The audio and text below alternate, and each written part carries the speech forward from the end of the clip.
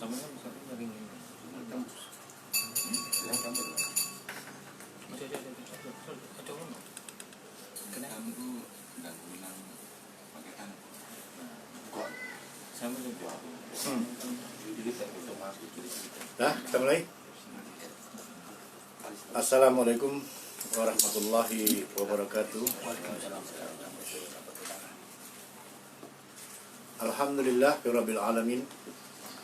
Wassalatu wassalamu ala nabi wa ala alihi washabihi ajmain. Hadirin yang dirahmati Allah, kita bersyukur pada Allah karena pada malam hari ini kembali kita diizinkan Allah untuk secara bersama-sama kita kaji Al-Quran ini, ya, agar masing-masing diri kita ini mengetahui apa yang telah diturunkan Allah kepada kita. Baiklah, malam ini kita masih tetap melanjutkan kajian surat Al-Isra, ya, yang mana pada beberapa kali pertemuan kita telah sampai kepada ayat yang ke-17 ya. 20 ya. Ya, nggak apa, kita ulang 17 ya. Kita telah sampai pada ayat ke-17. Nah, para hadirin,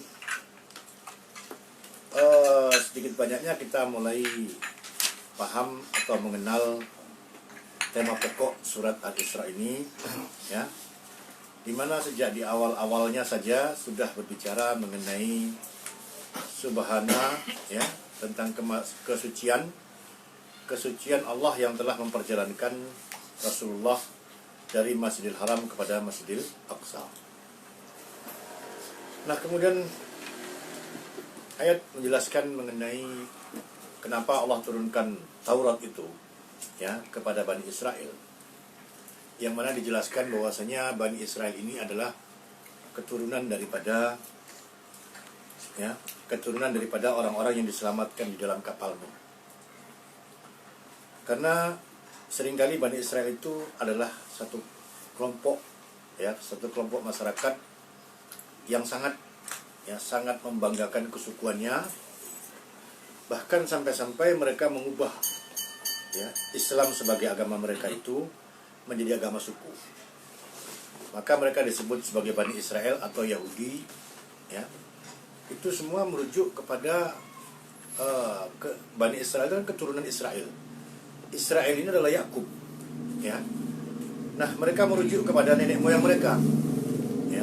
Juga dijelaskan di sini bahwasanya nenek moyang mereka yang sesungguhnya itu semuanya adalah orang-orang mukmin, ya, orang-orang yang telah diselamatkan, ya, di dalam kapal Nabi Nuh. Nah, inilah asal-usul daripada Bani Israel, di mana semua, ya, dari Ibrahim sampai semuanya itu adalah mereka adalah keturunan dari orang-orang yang beriman. Allah menurunkan kepada mereka, ya, kitab Taurat agar mereka tidak menjadikan selain Allah sebagai wakil atau sebagai wali. Kemudian kita diterangkan kepada kita mengenai ketetapan Allah tentang Bani Israel, ya. Dijelaskan bagaimana Bani Israel ini akan membuat kerusakan di muka bumi, ya, sampai 2 kali. Sehingga kemudian Allah menghukum mereka karena sebelumnya sudah ada perjanjian dengan Allah mengenai, ya, kehidupan mereka. Kalau mereka pada akhirnya kemudian berbuat fasad di muka bumi, maka Allah pun akan menghukum mereka, menghancurkan mereka. Allah mendatangkan, ya, orang-orang kuat, ya, untuk menghukum Bani Israel ini. Kemudian diterangkan juga kalau sekiranya mereka mengulang lagi, ya, sebelumnya diterangkan kemudian kami bantu kalian dengan harta dan anak-anak, ya. Tapi kalau kalian mengulang lagi, kami pun juga akan, ya, mengulang lagi memberi hukuman. Nah, kita juga melihat sedikit banyaknya sekarang ini di mana ini masa di mana Bani Israel ini kembali, ya, Allah jadikan sebagai satu kelompok manusia yang berkuasa. Saat ini adalah masa di mana kita berada dalam kejayaan Bani Israel. Ya, hampir semua segi kehidupan itu ya mereka kuasai. Ekonomi mereka kendalikan, ya. Ilmu pengetahuan dan teknologi pun ya di bawah genggaman mereka, ya, politik, militer apalagi semua di bawah pengendalian Bani Israel ini. Ya. Mereka juga menyebarkan kerusakan itu hampir segala lini kehidupan. Nah, kita bisa melihat dalam surat Al-Isra ini jika memang mereka telah mencapai tingkat ketinggian itu, ya. Karena memang Allah melebihkan mereka dari segi ini. Berarti masa hukuman yang selanjutnya juga sudah dekat. Nah, para hadirin, itu begitulah Allah membuat perencanaan dalam kehidupan ini. Jadi bukan karena Bani Israel itu hebat, ya, sehingga mereka menguasai dunia, tetapi karena ketetapan Allah kepada mereka lah yang menjadikan mereka itu ya menjadi begitu berkuasa di atas bumi ini. Nah, kepada kita Al-Quran memberi penjelasan mengenai segi keduniawian. Mengapa Bani Israel itu menjadi engkar terhadap risalah yang diturunkan Allah kepada mereka? Tidak lain karena jiwa mereka itu dirusak oleh harta. Ya. Jadi harta dunia inilah yang menjadikan Bani Israel itu tidak istiqomah dengan akidah, dengan iman mereka. Pada akhirnya mereka menjadi manusia-manusia yang lebih bejat daripada orang-orang musyrik. Padahal mereka orang-orang yang terbina, terbimbing oleh risalah, oleh kitab Allah. Al-Quran mengatakan mereka itu lebih loba, lebih licik daripada orang-orang musyrik. Nah, kita bisa bayangkan akibatnya jika Allah melebihkan sekelompok orang atas sekelompok yang lain, sementara sekelompok yang dilebihkan itu engkar terhadap risalah Allah, maka mereka hanya akan menjadi setan-setan yang akan merusak kehidupan di muka bumi ini. Jadi dalam konteks tentang bagaimana beban harta itu di dalam jiwa manusia, maka kita telusuri ayat-ayat selanjutnya yang menjelaskan kepada kita apa sebenarnya pengaruh harta itu ke dalam diri manusia. Lalu kita juga akan bicara tentang topik yang paling rumit yang dipahami oleh manusia, yaitu berkaitan rezeki yang diberikan Allah kepada mereka. Apa hakikatnya? Betulkah rezeki itu adalah sesuatu yang ditakdirkan oleh Allah, atau rezeki itu hasil usaha manusia sendiri? Nah, kita lihat penjelasan Allah di dalam masalah ini. Tapi terlebih dahulu kita lihat dulu tentang satu ayat yang ada kaitannya juga. Ya, kita kembali dulu ke ayat 16. Ayat 16 surat Al-Isra, surat ke-17. Ya. Wa idza aradna, dan jika kami menghendaki an nuhlika qaryatan, untuk membinasakan satu negeri, amarna, kami beri perintah mutrafiha, terhadap orang-orang yang mewah-mewah, yang hidupnya mewah di kota itu. Fafasaku fiha fahaqqa alaiha al-qaula, maka mereka pun durhaka, mereka berlaku durhaka, mereka berlaku fasik, maka haqqa alaihal qaula, menjadi pastilah atas mereka itu perkataan. Fadamarnaha, maka damarnaha, kami menghancurkannya nadmiran, sehancur-hancurnya. Nah, kita melihat bayang-bayang tentang perintah Allah ini, siapa orang-orang yang kemudian dijelaskan kenapa orang-orang yang hidup mewah itu kemudian menjadi orang-orang yang durhaka. Nah, di sini ayat menjelaskan kepada kita, sebenarnya perintah Allah itu diberikan Allah kepada siapa saja kepada siapa saja. Tapi pada ayat ini ditekankan khusus tentang gambaran sikap orang-orang yang hidup mewah. Kemewahan yang mereka mereka miliki, maka ditonjolkan sisi ini dari sisi ini oleh Allah, bahwasanya kemewahan itu merusak jiwa mereka, mengakibatkan apa? Mereka berbuat fasik. Perintah Allah itu mereka durhakai. Kenapa? Karena harta yang berlimpah dalam diri mereka itu, sehingga mereka tidak bisa mensikapi ketentuan-ketentuan Allah itu dengan ketaatan. Ya. Nah, ini dulu digarisbawahi ya. Jadi kenapa Allah menjelaskan kepada kita ya bahwasanya bahayanya kehidupan dunia ini, bahayanya harta itu adalah menjadikan manusia itu menjadi fasik. Sebagaimana Bani Israel ya diberi Allah kelapangan tentang harta ini. Coba kita lihat, bahkan banyak orang yang mengatakan kalau ya 90% kekayaan dunia ini berada di tangan Bani Israel. Ya, hampir semua bank-bank besar itu kan punya orang-orang Yahudi semua. Ya, perusahaan-perusahaan besar ya, bahkan berbagai pasar saham itu kan mereka yang menguasai. Lihatlah nama-namanya, nama-nama Yahudi semuanya kan. Kemudian kita lihat pada ayat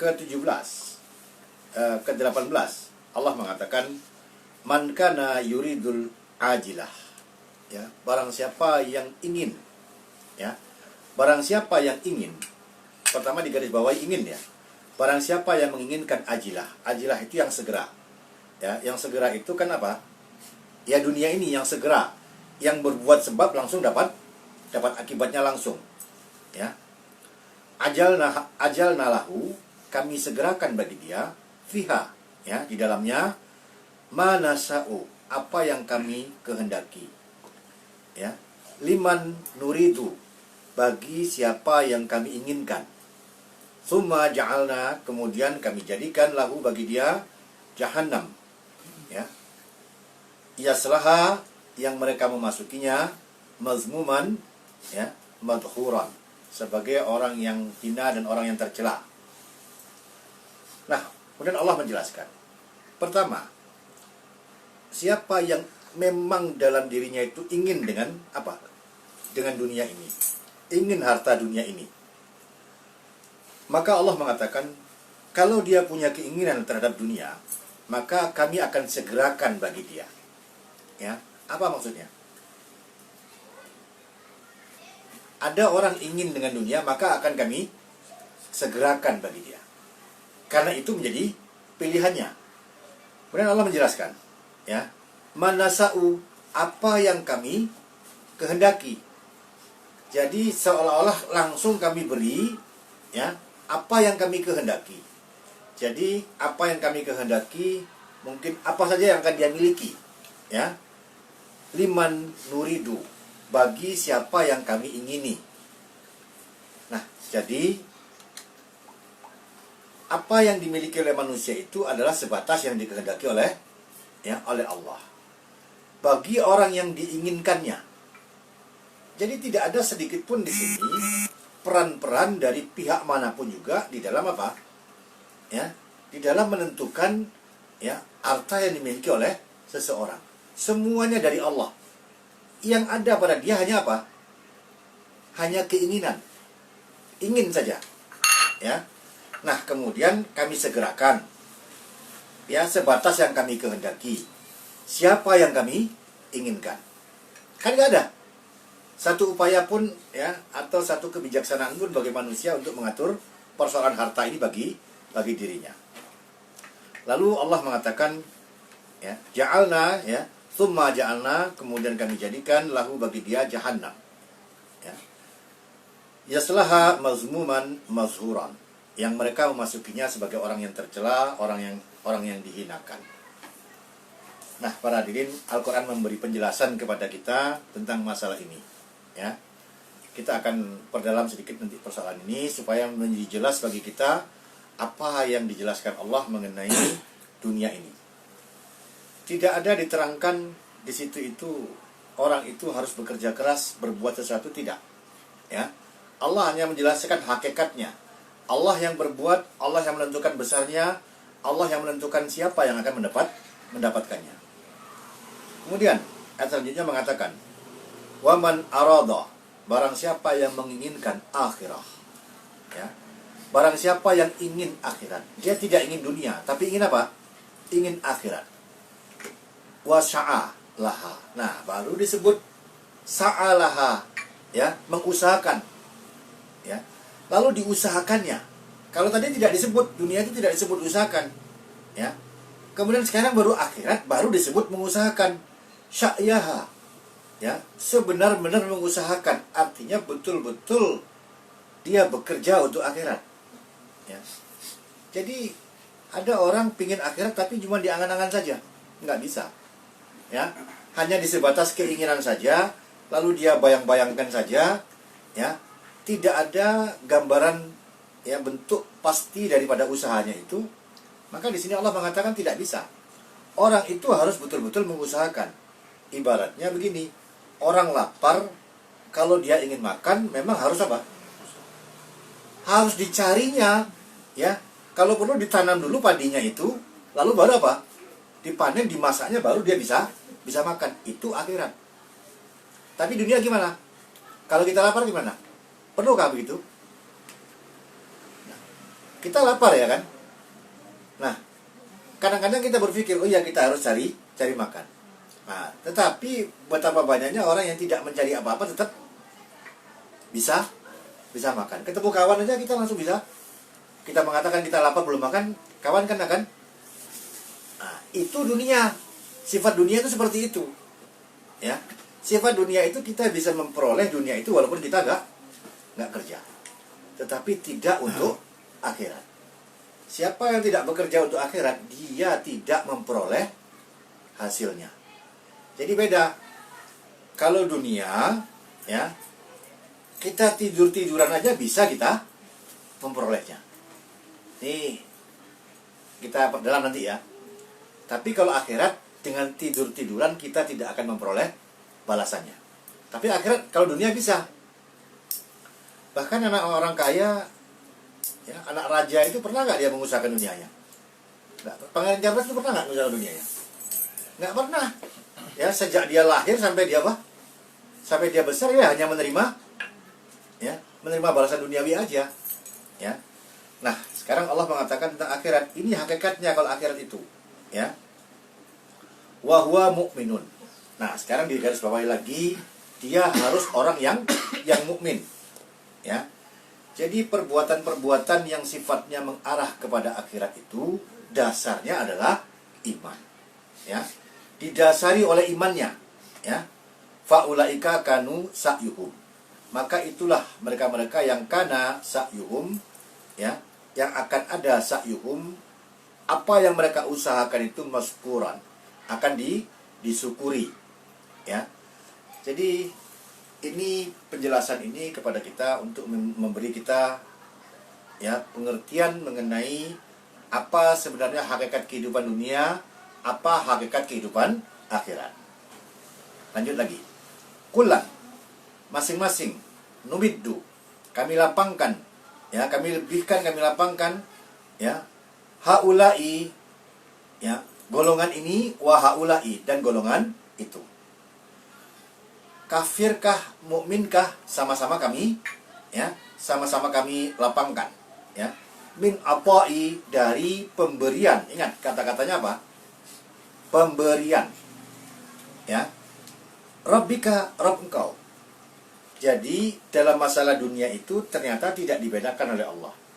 Baik orang kafir maupun orang mukmin sama-sama diberi pemberian, ya. Wa makana afau rabbika, ya, mahzuran, dan tidaklah pemberian Rabb engkau itu mahzuran, ada yang dapat menghalangi. Nah, pokoknya seseorang itu kalau dia sudah ditentukan mendapatkan sesuatu rezekinya, ya, siapapun tidak dapat menghalangi. Jadi Allah mengatakan baik orang kafir maupun orang mukmin dalam masalah dunia ini sama-sama diberi, ya.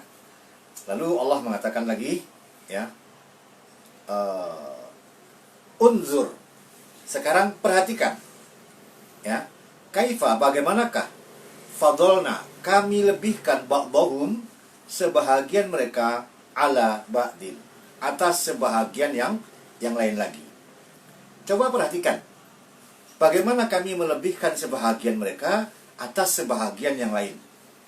Walal akhiratu akbaru, dan sesungguhnya akhirat itu lebih besar lagi, ya, darajatin, berderajat-derajat, wa akbaru, dan lebih besar lagi tafdilan, sebagai satu karunia yang lebih besar daripada karunia duniawi.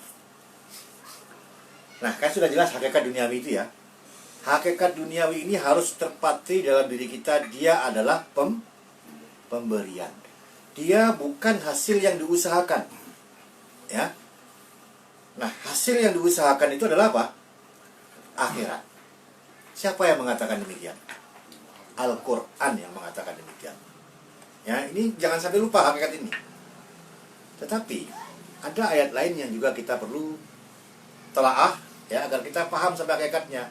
Jadi begini, kalau begitu bagaimana kira-kira, apakah kita cukup diam saja lalu rezeki datang? Apakah kita tidak perlu usaha? Kalau dikatakan dunia ini tidak ada sesuatu yang diusahakan. Nah, ingat gak surat Al-Jum'at mengatakan bagaimana? Wa qadaitumus shalah. Nah, apa?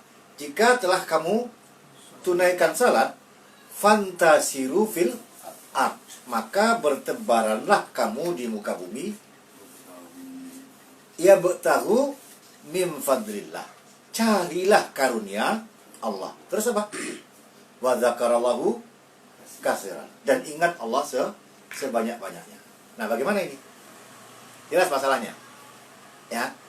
Jadi persoalan orang beriman itu, sekarang Allah beri perintah, cari karunia Allah. Kapan dicarinya?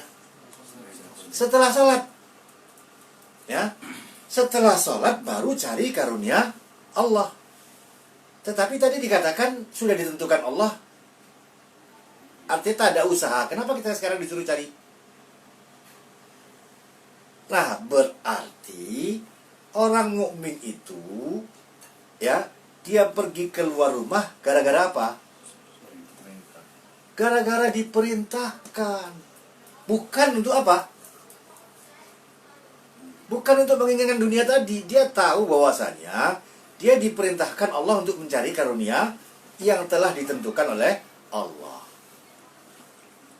Jadi bukan ingin mencari dunia, tapi kenapa? Ya, karena ini perintah. Hanya sebatas itu.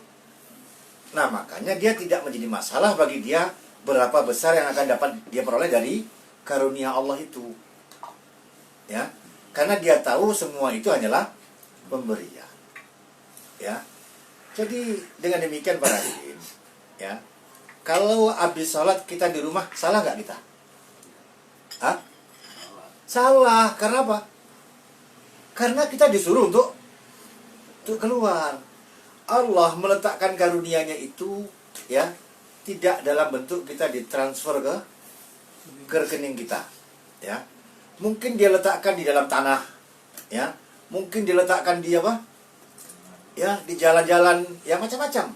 Nah, kita yang disuruh mencari, ya. Berapa banyaknya, bagaimana besarnya, itu semuanya adalah Allah yang menentukan. Nah, bagaimana nanti Allah mengajari kita cara mencarinya, ya. Nah, nanti sebagian orang akan dapat menemukannya dengan mudah. Sebagian lain tidak menemukannya. Nah, di sanalah penjelasan dari ayat yang mengatakan ini semua hanyalah pemberian. Ya. Jadi dengan demikian orang mukmin itu kalau keluar rumah bukanlah dalam rangka mencari dunia, tapi kenapa? Karena dia diperintahkan untuk mencari bahagian yang telah ditentukan Allah atas dunianya. Ya. Nah, coba kita lihat ayat surat Al-Isra ayat ke-20. Surat Asy-Syura. Surat ke-42 ayat ke-20.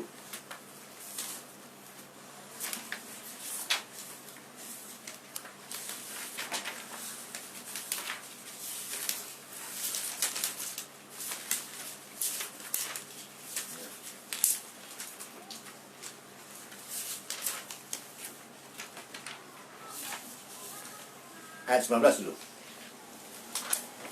42:19, ya. Allahu latifun. Ya, Allah itu latif. Latif itu sangat halus. Paham kita kan maksud sangat halus dia? Sangat perasa sekali. Beribadihi, ya. pada hamba-hambanya. Yarzuku mayyasha. Dia memberi rezeki siapa yang dikehendakinya. Wahwal dan dia adalah al-qawiyul aziz. Dia maha kuat lagi maha perkasa. Ya. Jadi kadang-kadang kalau kita bahas ayat ini rasa-rasanya kan kita nggak perlu sebenarnya doa minta apa? Minta tambah rezeki. Perlu nggak kira-kira? Wong Allah itu sangat halus. Tahu persis Allah itu dengan keadaan hamba-hambanya itu. Dan Allah mengatakan, "Man kana yuridul harsal akhirah." Siapa yang dia itu menginginkan harsa akhirah, sawaladang akhirat. Ya, sawaladang hasil panen akhirat. Ya. Nazib, kami tambahkan lahu bagi dia fil harsihi, di sawaladangnya itu. Ya. Wa man kana yuridul harsa dunya, dan barang siapa yang menginginkan sawaladang dunia, ya, nu'tihi, kami berikan pada dia itu daripadanya. Wa malahu, dan tidak ada bagi dia fil akhirah, di akhirat itu min nasib, ya, daripada bahagiannya. Nah, ini penataan kembali mengenai niat, pandangan, dan hakikat kehidupan dunia. Jadi kalau seseorang itu ingin kehidupan dunia, ya, maka Allah akan mendatangkan kehidupan dunia itu, ya, tetapi tidak ada apa? Bahagian bagi dia apa? Akhirat. Siapa yang ingin, ini kan cuman masalahnya. Siapa yang ingin akhirat, kami berikan bagi dia akhirat itu, ya, lalu kami tambahkan bagi dia bahagian duniawi. Nah, mana yang untung? Nah, jadi sejak awal itu, kalau kita katakan ingin itu di sana ada niat, perbaiki apa? Niat itu dulu, ya. Yang kita cari ini akhirat atau dunia. Kalau yang kita cari dunia diberikan sama Allah, tapi tidak untuk akhirat. Kalau yang dicari akhirat, maka Allah akan berikan dunia ini sebagai, ya, sebagai bonus daripada, ya, pemberian balasan akhirat. Nah, para hadirin, jadi dengan demikian menjadi pahamlah oleh kita, ya, kita diperintahkan Allah untuk mencari karunia-Nya itu semata-mata karena memang itu perintah Allah. Kalau sudah salat, bertebaranlah kamu di muka bumi. Kan diperintahkan. Carilah karunia Allah itu, ya, bukan dengan menunggu. Karena Allah, kalau kita menunggu, ya, berarti kita tidak melaksanakan apa yang diperintahkan oleh Allah. Nah, lalu ingatlah Allah sebanyak-banyaknya. Di setiap urusan itu ada ketentuan Allah, ada petunjuk Allah, ya. Nah, jangan sampai kamu lupa dengan, ya, ketentuan dan petunjuk Allah tadi itu. Nah, kemudian Allah mengatakan kami lebihkan sebahagian, ya. Perhatikanlah bagaimana kami melebihkan sebagian dari sebagian yang lain. Coba kita lihat lagi surat 16, surat An-Nahl ayat ke-70.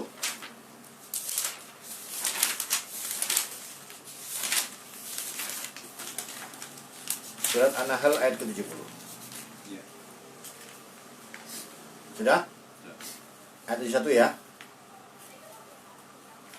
Wallahu, dan Allah, ya, fadola ba'dakum ala ba'din fi rizki. Allah melebihkan sebahagian kamu ala ba'din atas sebahagian yang lain fi rizkin, ya, di dalam masalah rezeki. Allah bicara tentang pengaturan rezeki itu di dalam masyarakat manusia. Sebagian diberinya kelebihan, ya, atas sebagian yang lain. Famaladina fudilu. Maka maladina fudilu. Kenapa? Aladina fudilu. Mereka yang diutamakan, dilebihkan, ya, biraddi, ya, rizkihim. Tidak mengembalikan rezeki mereka itu ala ma malakat aimanuhum, atas apa yang dikuasai oleh tangan, ya, kanannya, ya, oleh tangan mereka itu. Fahum, maka mereka fihi siwaun, ya, di dalam rezeki itu sama-sama, ya, mendapatkan rezeki. Apa bi ni'matillahi, maka apakah dengan nikmat Allah itu ya jahadun, kamu berlaku jahat. Nah, pertama diterangkan. Jadi apa yang kamu peroleh daripada rezeki Allah itu semuanya dengan pengaturan Allah, bukan usahamu. Allah yang mengatur berapa dapatnya kamu. Di antara kamu ada diberinya banyak, di antara kamu ada diberinya sedikit. Begitu Allah itu cara mengaturnya, ya. Sehingga sebagian kamu menjadi pengusaha, sebagian kamu menjadi apa namanya? Pekerja, ya.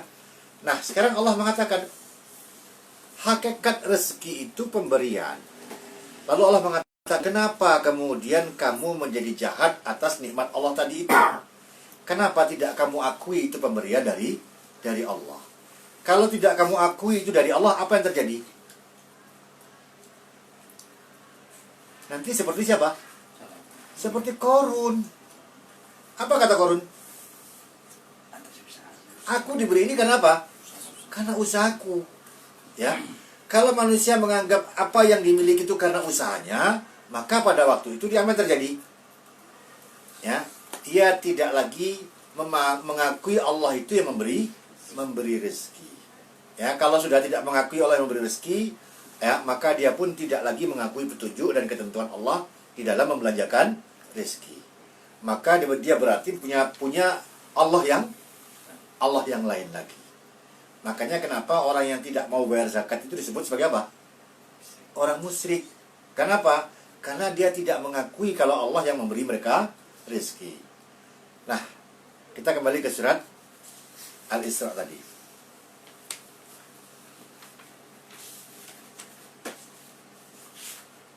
Ayat ke-21.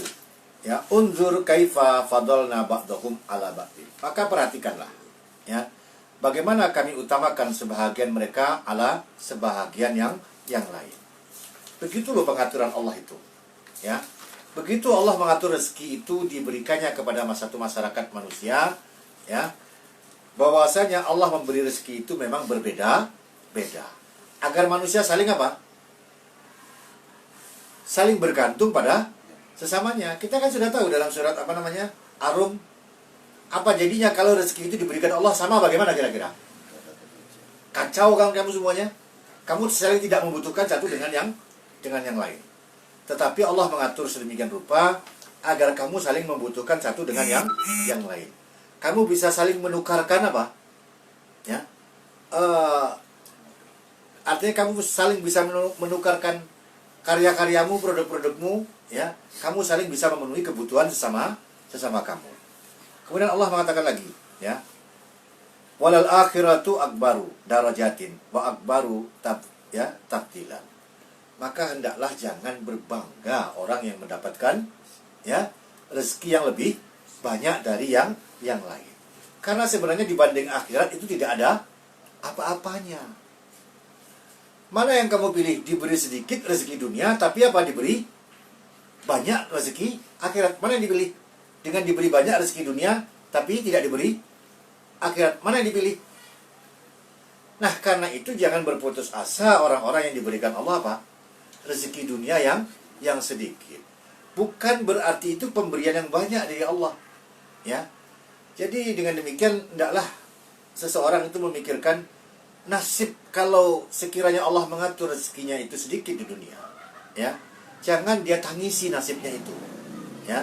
Karena itu hanya nasib sementara. Maka hendaklah dia mencari, kalau dia berpikir dunia itu tidak ada apa-apanya dengan akhirat, maka hendaklah dia berpikir lebih baik dia apa? Ya, konsentrasi untuk mencari apa? Balasan akhirat itu. Jadi tidak perlu menyedihkan bagi dia. Ya. Kemudian para hadirin kita lihat lagi. Setelah tahu itu, ya, setelah tahu itu hakikatnya, ya, setelah tahu Allah yang memberi rezeki, Allah yang mengaturnya begitu, la taj'al ma'allahi ilahan akhar. Jangan sekali-kali kamu jadikan bersama Allah itu ilah yang lain.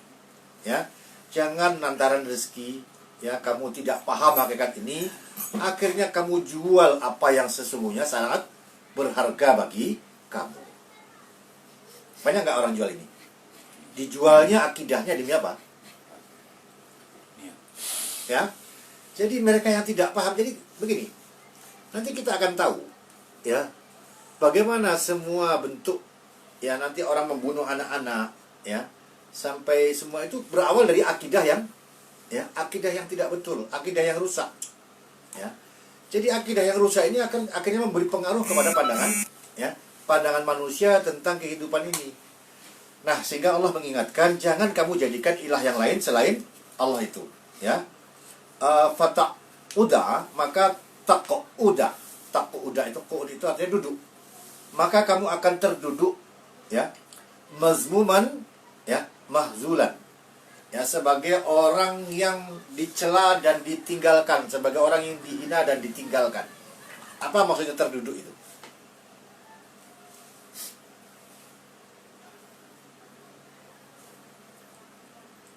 Ada yang bisa memahami yang dimaksud terduduk itu apa?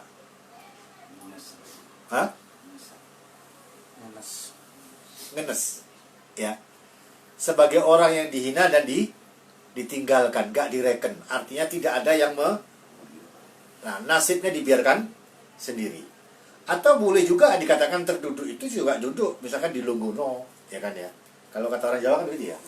Atau kadang-kadang kita diadili itu kan juga didudukkan, ya, sebagai orang yang terdakwa sebagai anu. Nah, ini gambaran pengertian kalau sampai manusia itu menjadikan selain Allah sebagai ilah.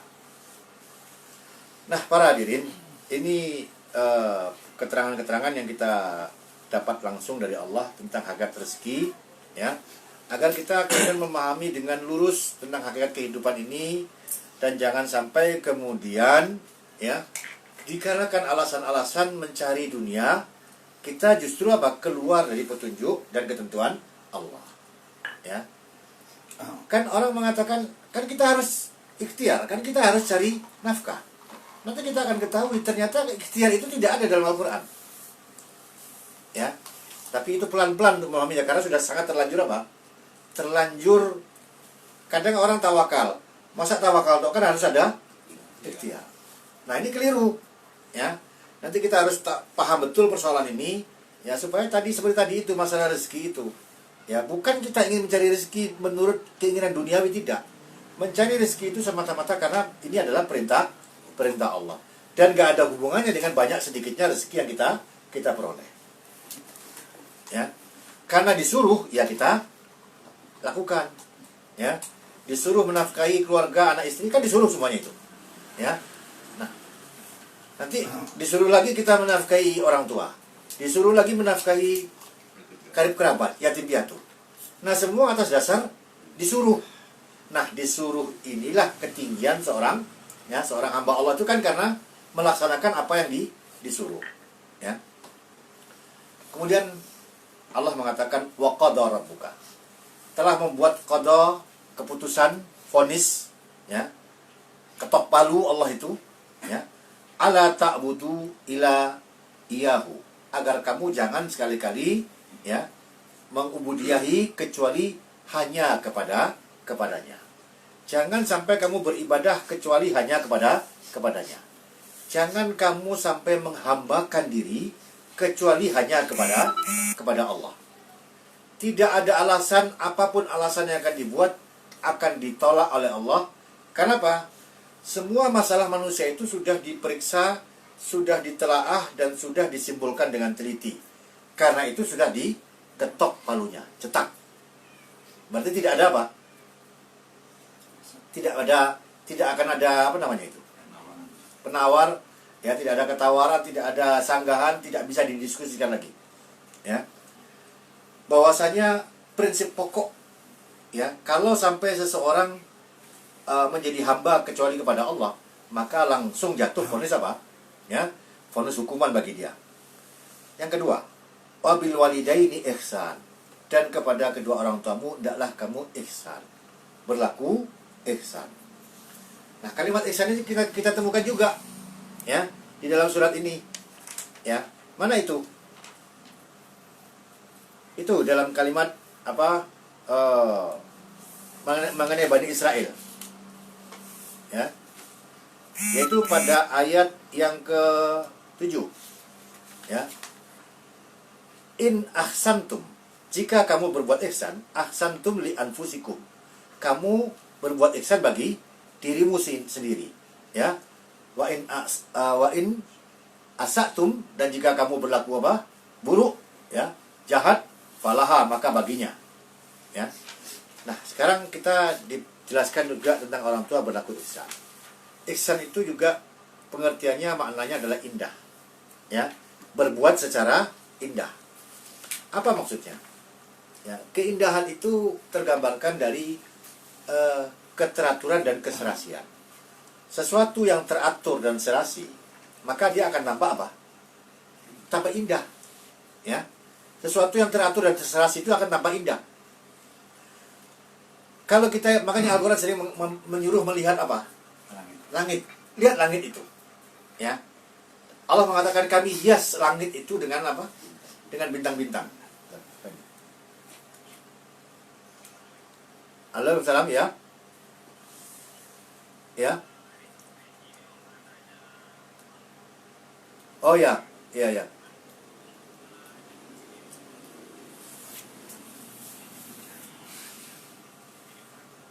Oh, nggak bisa, lihat aja ke itu, ke apa? Ke Instagram. Ini saya sedang ngaji. Lihat di Instagram aja, di Saya sedang ngaji ya. Ya, di lurus aja ya, lurus aja ya. Ya. Ya.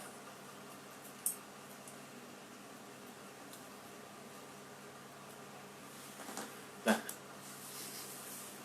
sampai di mana tadi? Oh, langit yang dihias ya. Jadi Allah mengatakan tentang perbuatan ihsan itu mengindahkan, jadi indah. Keindahan itu karena teratur dan serasi. Maka seringkali Al-Quran itu menggambarkan tentang keindahan itu pada alam. Kenapa? Kok orang itu kalau kita pergi ke daerah pegunungan, ke daerah alam, melihat alam itu kok terasa apa? Kan terasa tenang. Kenapa? Kan terasa indah kan ya. Nah, kenapa itu? Nah, begitu loh alam itu. Karena kalau ketika kita melihat keteraturan dan keserasian, dia tampil sebagai sesuatu yang indah. Nah, di sini juga demikian.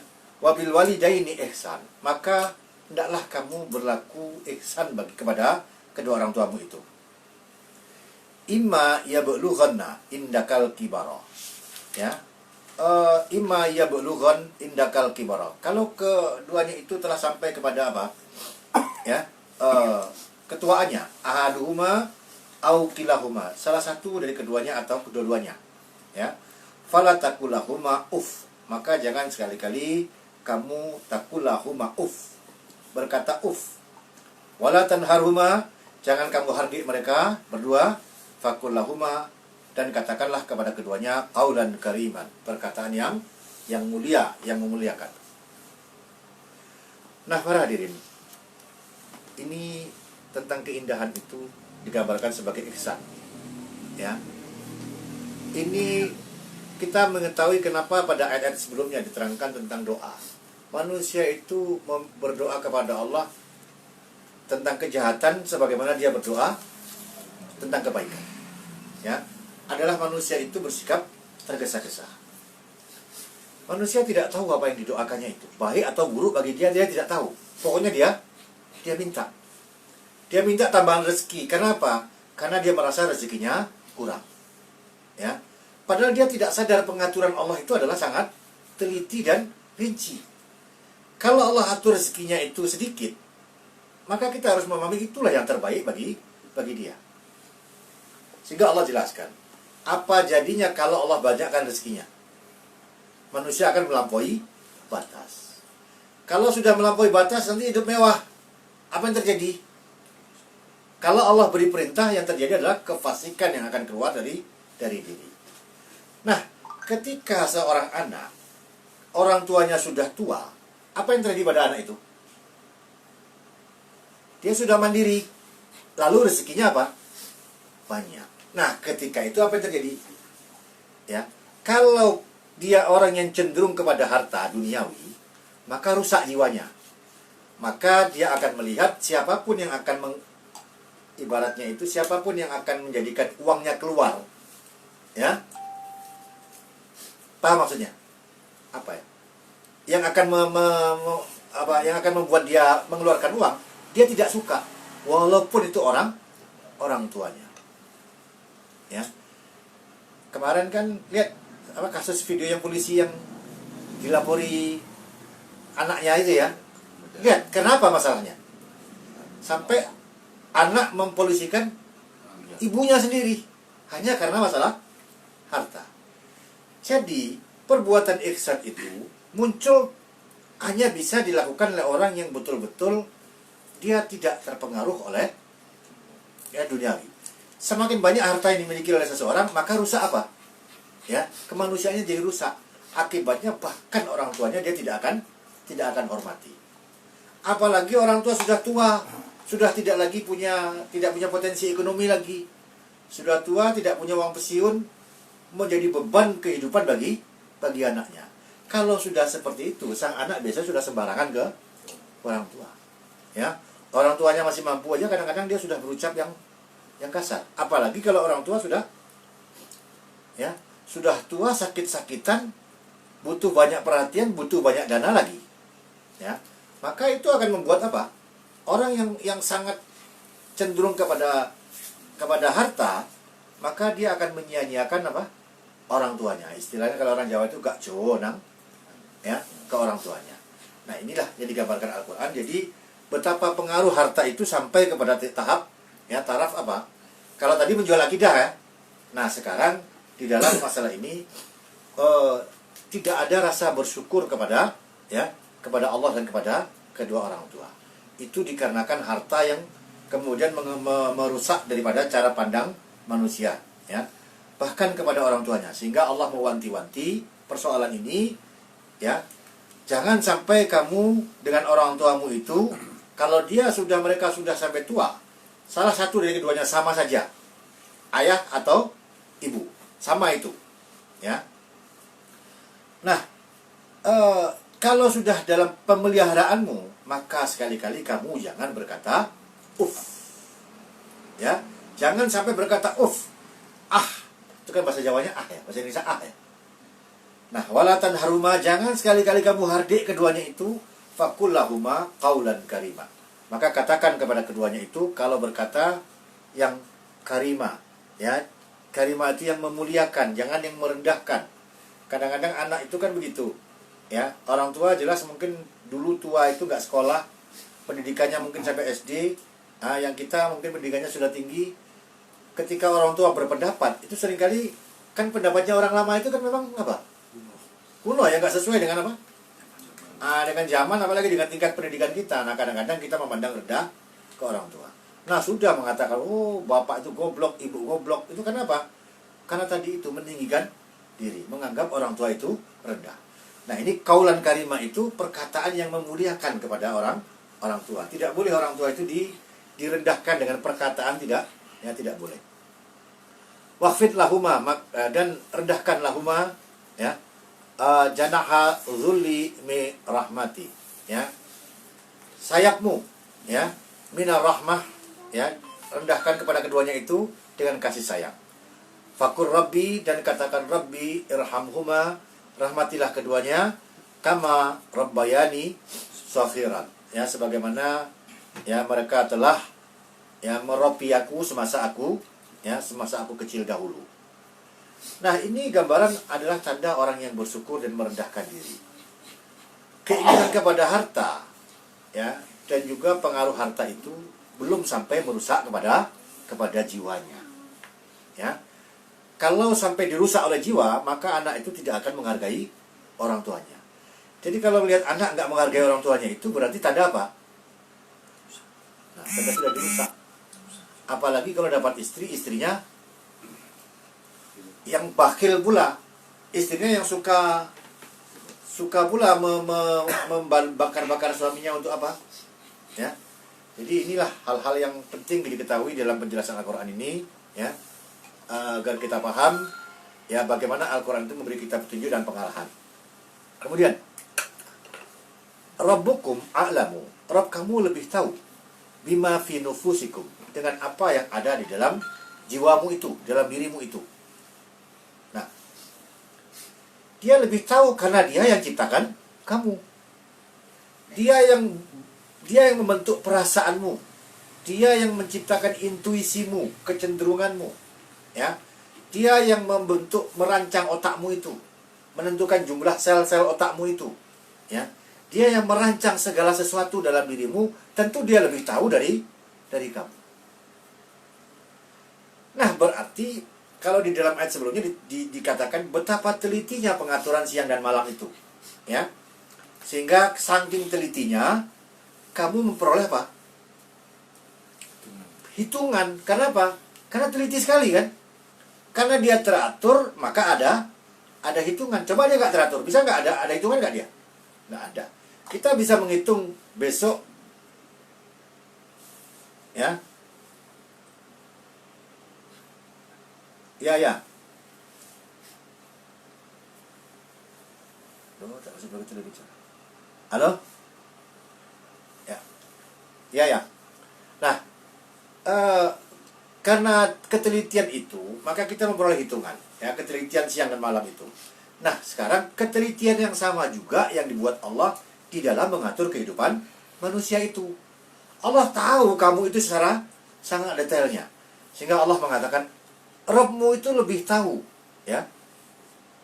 Bima fi nufusikum, dia tahu seleramu, dia tahu dengan apa? Ketidaksukaanmu, dengan kecenderunganmu, ya, lebih tahu dari kamu. In takunu salihin. Nah, sekarang dikatakannya, kalau begitu, kalau memang dalam dirimu itu memang ada keinginan untuk menjadi salih, ya. Nah, kalau siapa yang salih itu, fa innahu kana lil awabina ghafura. Jadi tidak perlu kamu bantah petunjuk Allah, ketentuan Allah itu. Nah, ini dikaitkan pertama dengan orang tua. Karena di mata anak, orang tua ini banyak salah di mata anak.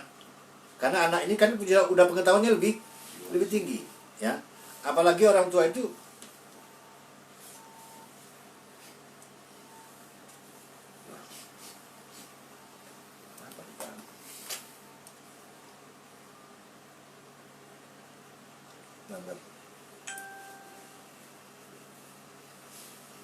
ya, karena di mata anak orang tua ini selalu salah. Tentu iya, pengetahuan orang tua kalau diadu dengan pengetahuan anak tentu lebih tinggi pengetahuan anak, ya. Nah, jadi di sini Allah mengatakan, kalau begitu, kenapa ketentuan Allah seperti ini jangan dibantah? Karena apa? Karena Allah lebih tahu daripada kamu mana yang baik itu. Nah, karena itu Allah mengatakan, jika memang kamu ingin salih, berarti salih itu apa artinya? Ya, jadi kita melakukan perbuatan sebagaimana yang dikehendaki oleh Allah. Jika kamu memang ingin salih, fa innahu kana lil awabina ghafuran. Ya.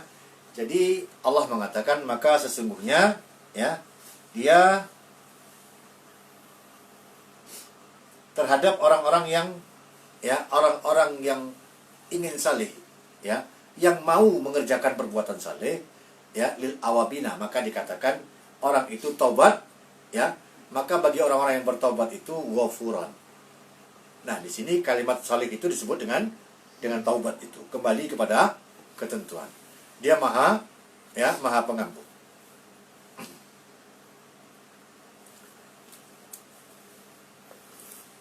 Nah, sebentar lagi ya. Tadi jam berapa mulainya? Oh, masih banyak ya. Jadi para hadirin begini ya.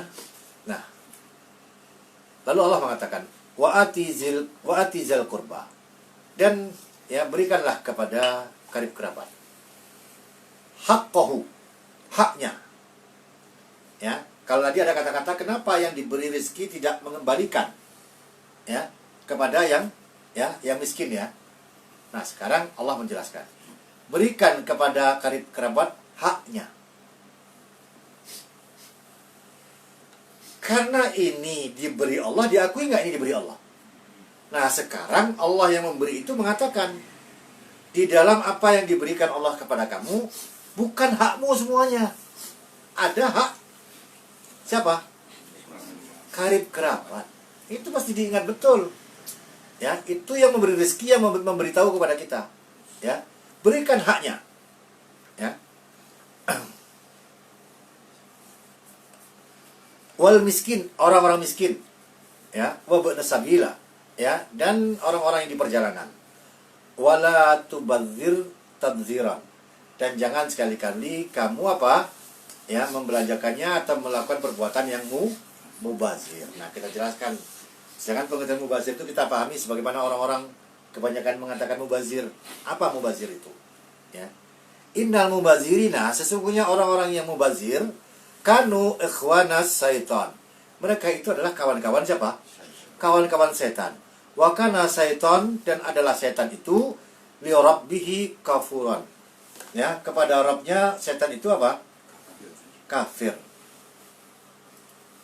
Nah, para hadirin, apa yang disebut mubazir? Pertama, Allah memberitahu kepada kita, tidak semua ya harta yang Allah berikan kepada kamu itu diberikan Allah semuanya kepada kamu. Tidak. Karena sebahagiannya ada hak siapa?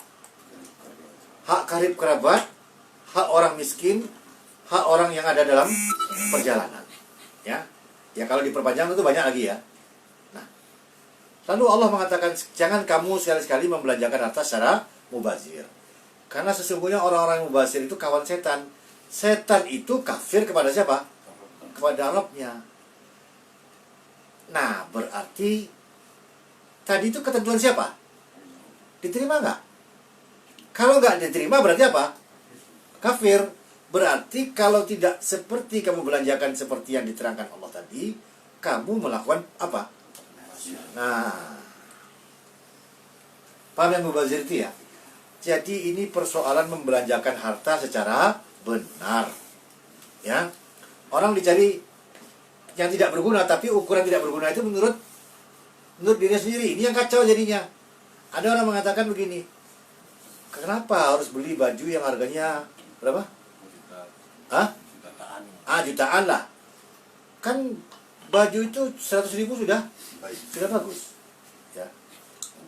Nah ini kita ukur orang dengan ukuran kita. Nanti orang lain mengatakan, kok baju 100.000, aku nanggung 50.000, mubazir sama ibu. Nah jadi turun lagi. Dan apa suku 50.000 nang TP5 itu? Nah ini kacau jadinya. Ya, mubazir itu ukurannya apa? Ya, orang itu harus membelanjakannya secara hak, sebagaimana yang telah ditetapkan oleh Allah.